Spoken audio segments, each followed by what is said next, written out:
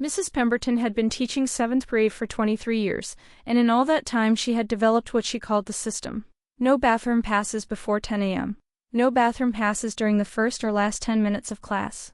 Only one pass per student per week. And absolutely under no circumstances was anyone going to interrupt her lectures to ask to use the restroom. Bathroom breaks are for between classes, she'd say, pointing to the laminated poster on her wall like it was carved in stone. You had 4 minutes to go between periods. Plan ahead.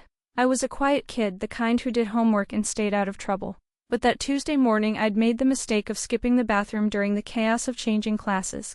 And by 9:47 a.m. I was starting to regret every life choice that had led me to this moment. My hand went up at 9:52 a.m.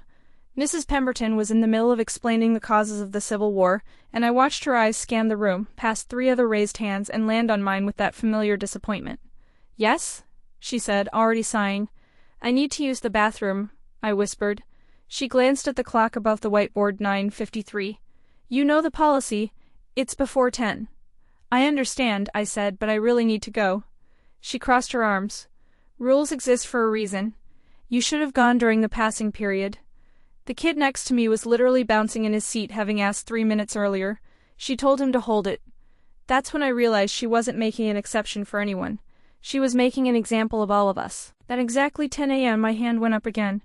Mrs. Pemberton nodded imperiously, as if she'd won some kind of victory, and gestured toward the door with a smug "go ahead." But I didn't move.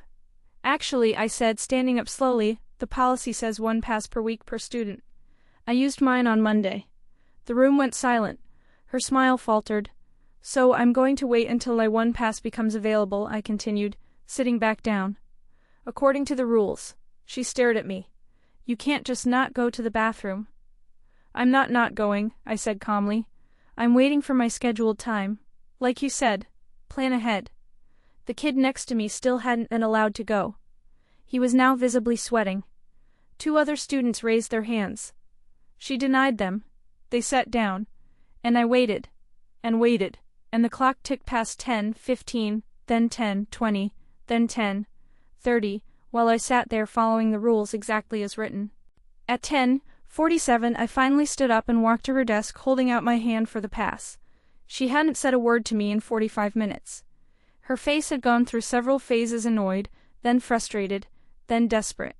Because by now 3 other students had asked to be excused, and she denied them all, and 2 of them were openly squirming in their seats. One had his hand pressed over his mouth. When I took the pass and walked to the door, she called after me, "Just go." I turned back. "I am going, following the rules. Like you said." I took my time in the bathroom. When I came back, the classroom was in chaos. Another student had been excused in my absence. Mrs. Pemberton had cracked, and the floodgates had opened. The next day there was a new poster on the wall. "Bathroom breaks, use reasonable judgment." She didn't make eye contact with me for the rest of the semester.